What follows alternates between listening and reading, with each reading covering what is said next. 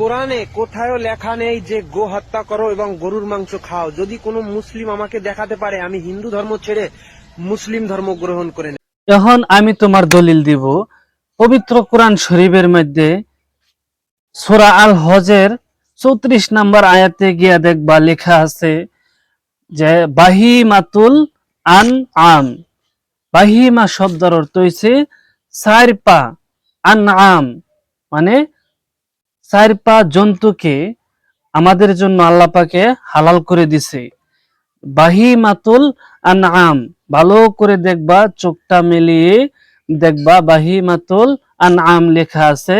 এই শব্দ আয়াতের শব্দের অর্থ হলো যে চার পা জন্তুকে আমাদের জন্য আল্লাহ পাকে হালাল করে দিছে খাওয়ার জন্য। এবার আমি তোমার উত্তর দিয়ে দিলাম। এবার তুমি ইসলাম গ্রহণ করতে পারো, নাও করতে পারো, এটা তোমার ব্যক্তিগত ব্যাপার।